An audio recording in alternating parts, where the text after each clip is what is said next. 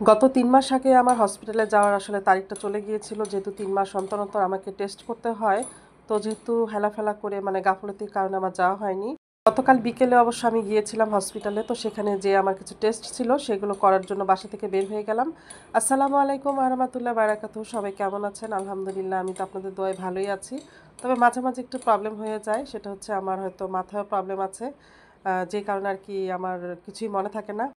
আমি দেখি আসলে আমি অসুস্থ ফিল করছি এবং আমার শরীর আসলে অনেক অসুস্থ হয়ে যায়। তখনই আসলে হসপিটালে আমি দৌড়াই। আসলে এই গাফিলতিটা করা উচিত না। প্রত্যেকটা মানুষেরই আসলে ভালোভাবে ঠিকভাবে ট্রিটমেন্ট করা উচিত। আমি মনে করি ডাক্তারের পরামর্শ অনুযায়ী চলা উচিত। কিন্তু এটা আসলে আমি করতে পারি না, করি না, অবহেলা করি। আসলে এমন মানে অবহেলা করাটা আসলে উচিত না আমি মনে করি। তো যাই হোক আমি কিন্তু চলে আসছি হসপিটালে। তো এসে আমার বিকাল আসার কারণ ছিল একটাই, যেহেতু রোগীর পরিমাণ কম থাকে, রোগীর সংখ্যা কম থাকে। আর এই কারণে কিন্তু আমি বিকালে চলে আসি। কিন্তু বিকালে আসলে চলে এসে আমার কাজটা হয়নি।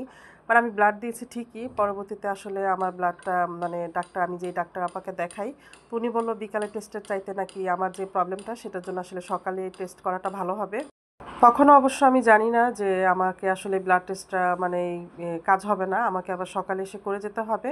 তো তখনও আমি এটা না ভেবে আমি সবকিছু মানে রেডি করে নিলাম, যেহেতু আমি এখন ব্লাড দিব, ব্লাড টেস্ট করতে হবে। তো যাই হোক এখান থেকে আমি ব্লাড টেস্ট করার জন্য সব রিসিপ্ট কেটে নিয়ে তারপর আমি চলে গেলাম ল্যাবে।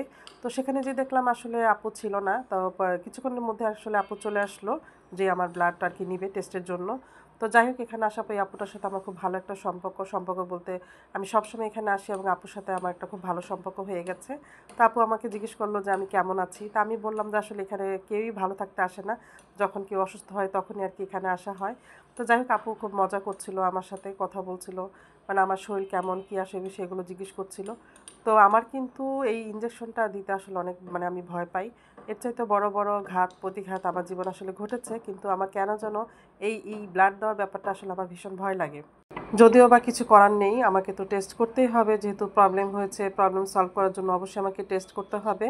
তো যাই হোক সেখান থেকে টেস্ট করার পরে আমি সেখান থেকে আসলে বের হয়ে গিয়েছিলাম। আমি কিন্তু সবসময়ই মানে সাথে কাউকে না কাউকে রাখি। কিন্তু আজকে কিন্তু আমি একাই এসেছি। মানে আসলে কেন যেন ইচ্ছে করছিল না যে কাউকে নিয়ে বের হই বা কিছু করি। মাঝে, মাঝে আসলে আমাকে একা চলতেই বেশি ভালো লাগে। তো আমি কিন্তু আগে একা চলতে পারতাম না। কিন্তু একা থাকতে এখন আমার ভালো লাগে বেশি। তো যাই হোক আমি ডাক্তার আপার কাছে চলে আসলাম। আসার পর অবশ্য আমাকে একজনের পরে আমার সিরিয়াল ছিল। তো আমি একটু ওয়েটিং এ ছিলাম, মানে বসেছিলাম। তো বসে থেকে ভাবলাম যে বসে থেকে লাভ নাই। তা আমি একটু ওয়েটটা মাপিয়ে নেই। তো যেহেতু আমি গতবার আমি যখন ওয়েটটা মেপেছিলাম তখন আমি 70 কেজি পেয়েছিলাম। আজকে আমি আমার সন্দেহ হয়েছিল যে আজকে হয়তো বাড়বে। কারণ আমি নিজে বুঝতে পেরেছিলাম যে আমার ওয়েট বেড়েছে। তো আপনারা দেখতে পাচ্ছেন 72। যেহেতু আমি 2 কেজি বেড়ে গেছি আলহামদুলিল্লাহ। আমি অবশ্য সবসময় চাই আমার ওয়েটটা কমে যাক। বাট আমার যারা শুভাকাঙ্ক্ষী আছে, যারা আমার কাছের মানুষ আছে ওরা কিন্তু সবাই চায় যাতে আমি যাতে এরকম গুলুমুলি থাকি। কারণ আমাকে নাকি ওদের কাছে এমন গুলুমুলি ভালো লাগে।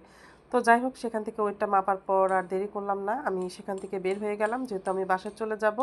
আর হসপিটাল থেকে বের হয়ে আমি মানে ফিল করলাম যে আমার একটু মানে পিঠা খেতে ইচ্ছে করছিল। তো আশেপাশে আমি খুঁজছিলাম যে পিঠা কোথাও পাই কিনা। তো অবশেষে কিন্তু আমি পোয়া পিঠা পেয়েছিলাম। তো সেখান থেকে আমি পোয়া পিঠা নিয়ে বাড়ির উদ্দেশ্যে রওনা দিয়ে দিলাম। তো যাই হোক কেমন লাগলো ভিডিওটা আপনারা অবশ্যই কমেন্টসে জানাবেন। তো সবাই আমার ভিডিও দেখবেন বেশি করে এবং যদি ভালো লাগে অবশ্যই লাইক কমেন্ট করবেন। হ্যাঁ, সবাই আমার জন্য দোয়া করবেন যাতে আমি ভালো থাকি, সুস্থ থাকি। আজকে এই পর্যন্ত। আল্লাহ হাফেজ।